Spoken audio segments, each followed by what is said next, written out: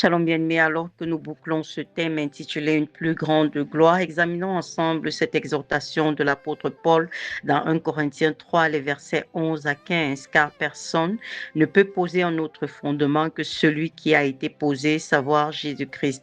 Or, si quelqu'un bâtit sur ce fondement avec de l'or, de l'argent, des pierres précieuses, du bois, du foin, du chaume, l'œuvre de chacun sera manifestée, car le jour la fera connaître, parce qu'elle se révélera dans le feu, et le feu éprouvera ce qu'est l'œuvre de chacun. Si l'œuvre bâtie par quelqu'un sur le fondement subsiste, il recevra une récompense. Si l'œuvre de quelqu'un est consumée, il perdra sa récompense. Pour lui, il sera sauvé, mais comme au travers du feu. Déjà, alors que nous clôturons ce thème bien-aimé, il est question pour nous de réaliser qu'il y a une plus grande gloire que tout ce que le monde peut nous apporter, n'est-ce pas? Et ici, on dit que le fondement pour parler de l'éternité, d'une éternité glorieuse, porte un nom, c'est le nom de Jésus-Christ. Maintenant que tu as reçu Jésus, comment est-ce que tu te positionnes, n'est-ce pas, pour bâtir sur ce fondement solide? Si tu ne l'as pas reçu, ça veut dire en fait que tu as choisi de bâtir ta vie sur la sécurité de ce monde, le succès, la célébrité, la richesse. Vous voyez les choses périssables. Tu dois te dire, soit ton fondement c'est Jésus, soit ton fondement ce sont des choses périssables et qui ne vont pas passer par l'épreuve du feu, tu vois. Donc ça fait que à l'éternité, dans l'éternité, tu n'auras rien à présenter. La Bible nous fait comprendre dans Apocalypse que les livres seront ouverts. Les livres seront ouverts. Bien-aimé, qu'est-ce qui sera écrit dans ton livre alors qu'on va appeler ton nom et que tu vas te présenter devant ton Créateur? Qu'est-ce qui sera écrit sur ta page? Oui, tu as été racheté par le Seigneur Jésus. Maintenant,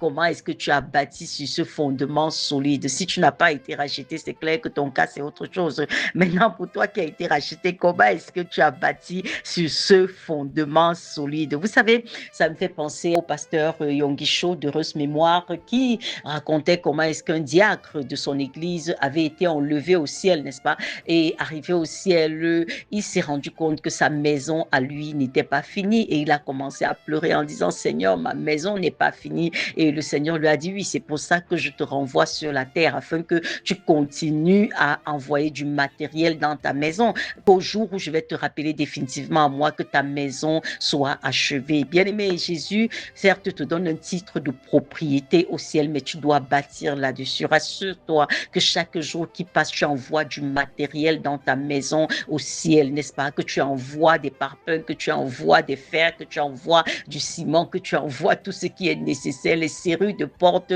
Quel type de maison est-ce que tu veux avoir au ciel, bien-aimé? Quel type de maison est-ce que tu veux avoir au ciel? Il est important pour toi de ne pas tout investir ici sur la terre. N'investis pas tout ici sur la terre, ce serait être insensé, parce que sinon, tu seras sauvé comme au travers du feu. Si l'œuvre de quelqu'un est consumée, il perdra sa récompense. Pour lui, il sera sauvé, mais comme au travers du feu, parce que tu n'auras pas travaillé comme l'apôtre Paul avec ardeur, avec zèle, pour te rassurer effectivement que tu vas passer ton éternité dans une maison de gloire. Nous devons travailler à notre salut avec engagement, avec détermination. Bien-aimé, l'éternité qui nous attend. La Bible dit qu'il a mis dans nos cœurs la pensée de l'éternité. Est-ce que tu comprends que quand on parle d'éternité, on parle d'une vie sans fin, bien-aimé? Si quand tu vis déjà au-delà de 95 ans ici sur la terre, on estime que tu as trop vécu et toi-même, tu as envie même de partir. Mais là-bas, tu t'en vas pour une éternité. Cette éternité-là, tu dois la passer dans la gloire et ce sera fonction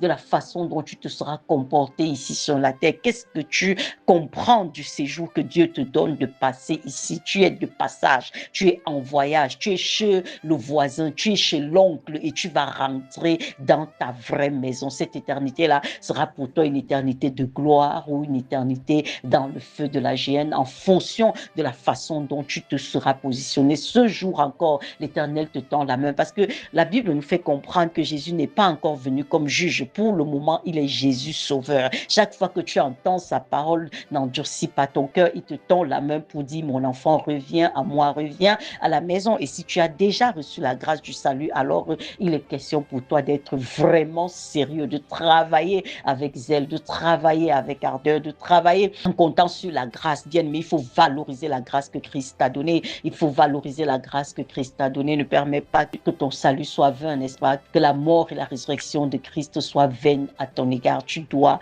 travailler étant conscient que Dieu a tout mis à ta disposition afin que tu puisses exceller et réussir pour sa gloire et pour une éternité vraiment glorieuse. Je suis sûr que cette éternité est de loin tout ce que nous pouvons imaginer, tout ce que nous pouvons traduire avec des mots. Parce que lorsqu'on parle de Dieu et on connaît la perfection de Dieu, alors on sait que vraiment il y a des choses merveilleuses et extraordinaires qui nous attendent là-haut. Puisse le Saint-Esprit encore te convaincre effectivement de ce à quoi tu dois t'atteler pendant qu'il te donne la grâce de vivre sur cette terre.